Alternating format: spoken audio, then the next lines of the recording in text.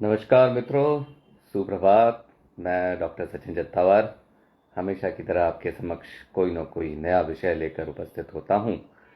आप इन वीडियोस को लाइक करते हैं, ज़्यादा से ज़्यादा लोगों के मध्य शेयर करते हैं, तो एक जागरूकता की आंधी जो हमने बनाई है उसमें आप सहायक होते हैं।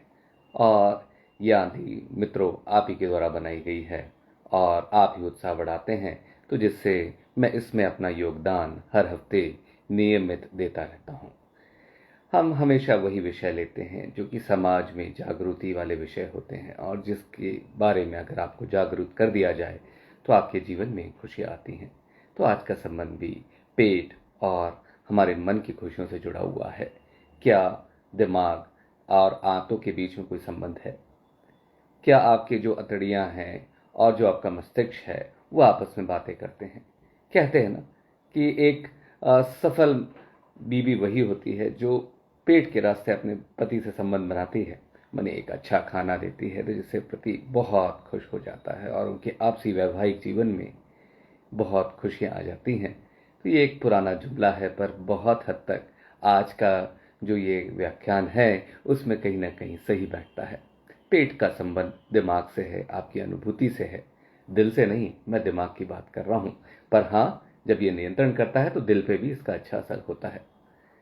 तो आप ये जो अतड़ियाँ हैं ये मस्तिष्क से कैसे बातें करती हैं, इस बारे में अगर विवेचना करें तो हमारे शरीर में एक पैरासिम्पैथेटिक नर्वस सिस्टम होता है जिसकी एक नर्व होती है वेगस।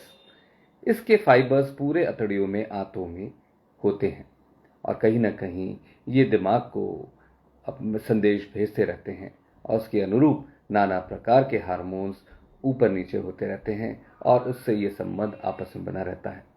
आपको जानकर आश्चर्य होगा कि पेट में ऐसे कई हार्मोन्स बनते हैं जिनको हम कहते हैं इनक्रेटिन्स।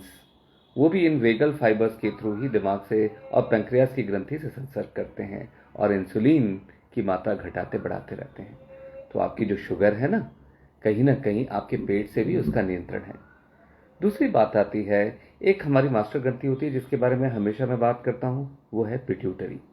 पिट्यूटरी एक ऐसी मास्टर ग्रंथि है जो हार्मोन की बाकी 8 ग्रंथियों को नियंत्रित करती है। तो ये जो पिट्यूटरी एड्रिनल ग्रंथि है, पिट्यूटरी है और हाइपोथैलेमस है, इनके बीच का जो संबंध है उसको कहते हैं हाइपोथैलेमस पिट्यूटरी एड्रिनल एक्सिस। इसका संबंध भी आपके पेट से है। पेट से अगर पेट में ज़्यादा सूजन हो जाती है या पेट में कुछ उदल उठापटक होने लगती है, खुदल बुदल होने लगती है, तो मैसेज जाता है और कॉर्टिसोल नाम का हार्मोन बनता है जो कि स्ट्रेस की सिचुएशन में, तनाव की स्थिति में, जो कि आजकल हमारे जीवन में बहुतायत में है। तो जब आप तनाव में रहते हैं तो आपका पेट भी आपके दिमाग से संसर्ग करता है। तो तनाव का संबंध भी कहीं ना कहीं उसका दुष्प्रभाव आपके पेट पे पड़ता है और पेट पे दुष्प्रभाव पड़ने से मन, मस्तिष्क और बाकी ग्रंथियों पे भी उसका प्रभाव पड़ता है। तो कॉर्टिसोल नाम का जो हार्मोन है जो बहुतायत में उत्सर्जित होने लगता है, वो ब्लड प्रेशर को भी बढ़ाएगा, कोलेस्ट्रॉल को भी ऊपर नीचे करेगा, इंसुलिन को भी ऊपर नीचे करेगा, शुगर गड़बड़ाएगा, ब्लड प्रेशर गड़बड़ाएगा, हृदय की स्थिति भी ऊपर नीचे हो सकती है। तो देखिए, एक छोटी सी बात, आपका जो पेट है, जो आपके मन में जो विचार आते हैं, वो कहीं ना कहीं पेट से भी उसका संबंध है। जो मन में आपके विचार आते हैं, कहीं ना कहीं आप अवसादग्रस्त हो जाते हैं, कहीं ना कहीं आप तुनक मिजाजी हो जाते हैं, कहीं आप बहुत ज़्यादा दुखी हो जाते हैं, या आप ऐसे हो जाते हैं जहाँ पे समाज के लोग आपको स्वीकार नहीं कर पाते, तो उसका भी कहीं ना कहीं संबंध आपके पेट से है। तीसरी बात आती है जिसका सीधा सीधा संबंध आपके पेट से है, जो वो पेट में लाखों करोड़ों की मात्रा में, अरबों खरबों की मात्रा में कीटाणु जो हैं। कहते हैं कि आपके मिल्की वे में जितने स्टार्स हैं ना, जितने सितारे हैं आसमान में, उससे भी ज़्यादा बैक्टीरिया आपके पेट में हैं। तो ये जो एक सिमिली है, या कह सकते हो कि एक जो हमने आपस में जोड़ बनाने की कोशिश करी है, वो बड़ा ही कलरफुल है। जो आप आसमान में जब भी तारे देखें तो मान के चलें इससे ज़्यादा कीटाणु आपके पेट में है। ये जो कीटाणु हैं, इनके बीच में भी रस्साकशी होती रहती है। जैसे मनुष्य हैं, बहुत सारे मनुष्य हैं, नाना प्रकार की उनके अपने विचार हैं, उनकी भावनाएं हैं, उनके विश्वास है, उनके धर्म है, तो वो आपस में भिड़ते रहते हैं। तो ऐसे ही रस्साकशी पेट में भी होती रहती है। अच्छे कीटाणु, अच्छे वायरसेस, अच्छे बैक्टीरियाज अच्छे फंगस से बुरे वायरसेस, बुरे बैक्टीरिया, बुरे फंगस के बीच में रस्सियां आपस में तनी रहती हैं। एक बढ़ा तो दूसरा प्रभाव आएगा, दूसरा बढ़ा तो उसका प्रभाव आएगा। अच्छाई बढ़ी तो शरीर स्वस्थ होगा, मन अच्छा रहेगा, नींद अच्छी आएगी, चित्त अच्छा होगा, ब्लड प्रेशर अच्छा होगा, कोलेस्ट्रॉल अच्छा होगा, शुगर अच्छा होगा, मानसिक भावनाएं अच्छी होंगी, नाना प्रकार के कैंसर नहीं होंगे। और बुरा बढ़ गया तो बुरा बढ़ गया मित्रों, तो नाना प्रकार के cancer, blood pressure, cholesterol, sugar, heart की प्रॉब्लम, दिमागी प्रॉब्लम, मानसिक अवसाद, टेंशन, तनाव सब बढ़ने लगता है। पाचन क्रियाएं एकदम धूल धूसरित हो जाती हैं। तो जो ये रस्साकशी है एक तरह का अमृत मंथन है, सुर और असुर के मध्य अमृत मंथन है, और सुरों का जीतना जरूरी है। पर अभी जो अमृत मंथन हो रहा है उसमें से विष निकल रहा है, क्योंकि हमने सुरों को प्राथमिकता कम दी है, असुर जीत रहे हैं, इसलिए विष निकल रहा है। तो विष निकलने के कारण इंसुलिन रेजिस्टेंस बढ़ रहा है, मोटापा बढ़ रहा है, गर्दनें काली हो रही हैं, मस्से आ रहे हैं, नाना प्रकार से लोगों को शुगर होने लग रहा है। तो लोग बोलते हैं ना कि सब क्या कारण है, पहले तो देखा ही नहीं। पर इसका एक ये बहुत बड़ा कारण है कि जो गट माइक्रोबायोटा है, जो माइक्रोबायोम है, जो आपके कीटाणु हैं, जो आपके मित्र हैं, जो आपकी फिल्म में एक चारित्रिक भूमिका निभाते हैं।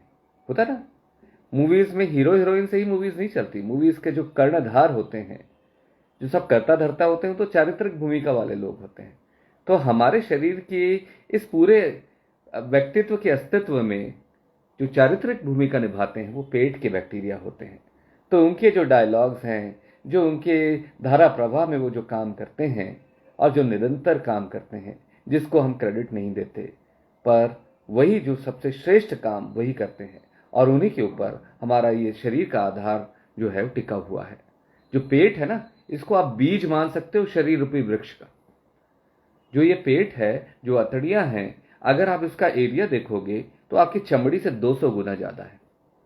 और एक अतड़ी का जो आप स्पैन निकालोगे, जो दायरा निकालोगे, वो एक बड़े फुटबॉल फील्ड से भी बड़ा है, टेनिस कोर्ट से भी बड़ा है।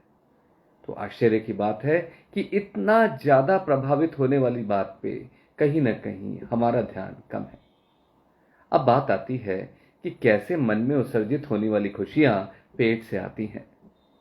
तो जो मन में उत्सर्जित वाली खुशियां जो आती हैं वो कहीं ना कहीं जब पेट संसर्ग करता है दिमाग से तब आती हैं, और दुख का रास्ता भी कहीं ना कहीं पेट से होता है।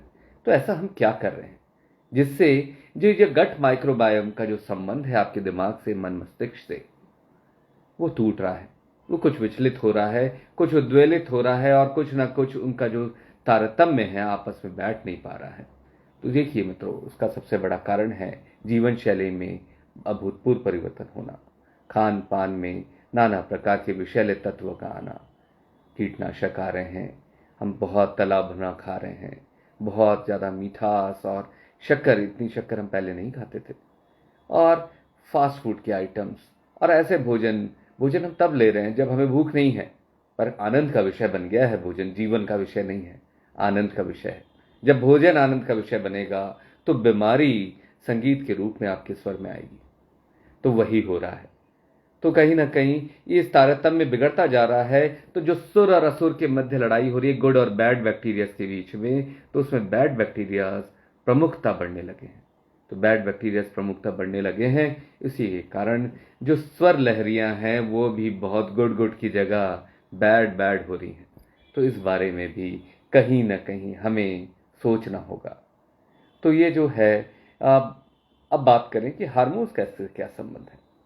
देखिए क्या होता है कि जब हम बहुत नाना प्रकार की चीज़ें खाते हैं जिसमें बहुत सारी चीज़ें हैं, बहुत सारे हार्मोन्स हैं, तो लिवर आपका एक ऐसा ऑर्गन है, ऐसा अंग है जो सब चीज़ों को, आजकल एक वर्ड होता है ना डिटॉक्सिफाई करना, माने जो चीज़ शरीर के लिए बुरी है उसको ख़त्म कर देना और उसको इस रूप में बांधना कि वो अतड़ियों के रास्ते, टट्टी के रास्ते निकल जाए या पेशाब के रास्ते निकल जाए।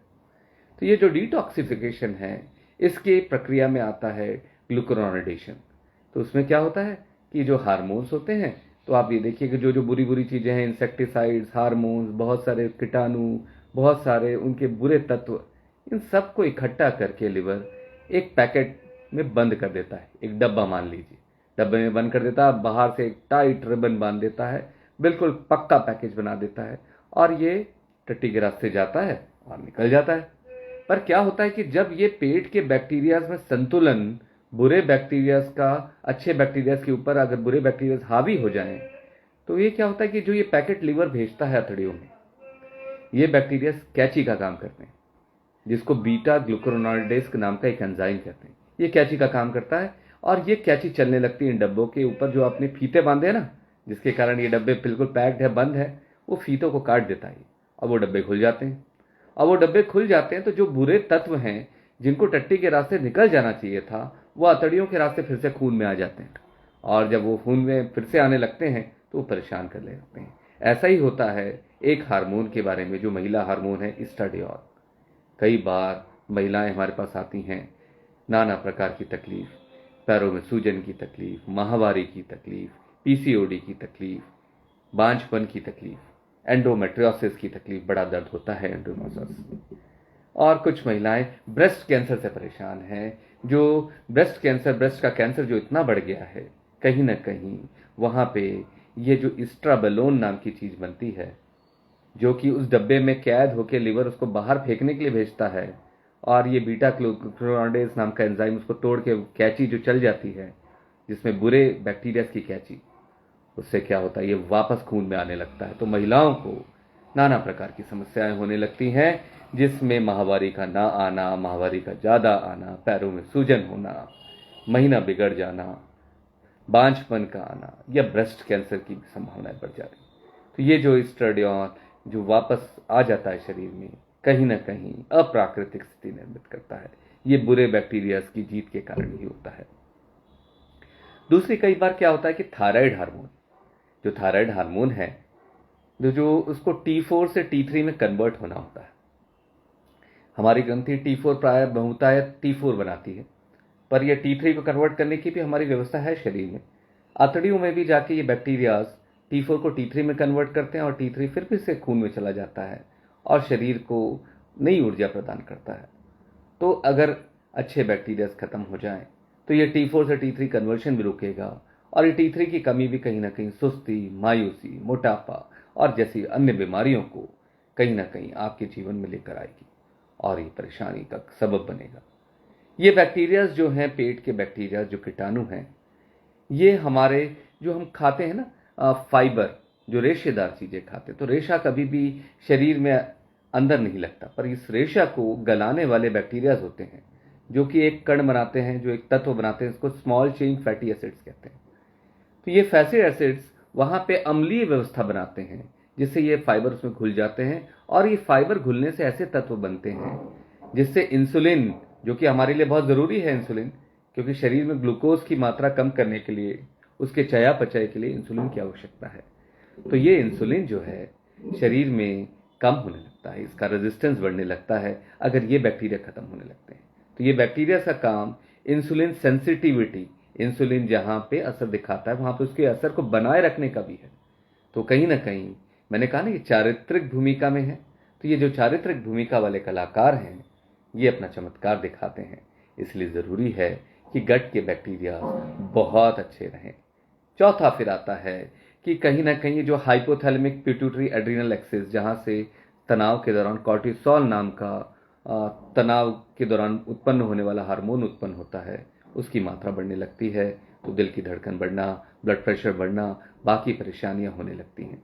तो कहीं ना कहीं देखिए ये हार्मोन्स आपके पेट के द्वारा नियंत्रित हो रहे हैं और पेट की व्यवस्था अगर अच्छी ना रहे तो हार्मोन कैसे नियंत्रित होंगे, कैसे मन खुश रहेगा और प्रफुल्लित रहेगा, क्या करें, क्यों ऐसा हो रहा है।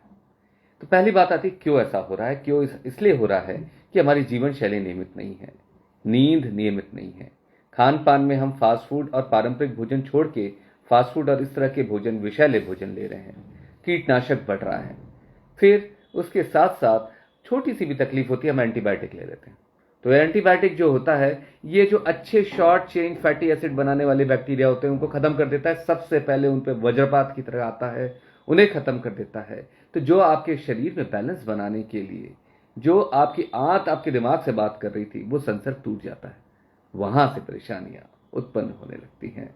फिर नाना प्रकार के अन्य बहुत सारी चीजें हैं जिसमें स्ट्रेस है, जिसमें स्मोकिंग है, जिसमें शराब है, मदिरा पान है, ये सब चीज़ें भी इस पे हवन में घी का काम करती हैं, और वो आग जो कि बुरी आग है वो शरीर में बढ़ने लगती है। और इस बुरी आग से जो आपका आपके जो स्वर लहरियां निकल रही थी आपके एक वाद्य यंत्र से, जो अच्छी स्वर लहरियां जो मन को बिल्कुल प्रफुल्लित कर देती थी, उसमें से बुरे स्वर निकलने लगते हैं, क्योंकि उनका आपसी संसर्ग बिगड़ जाता है। तो हम क्या करें?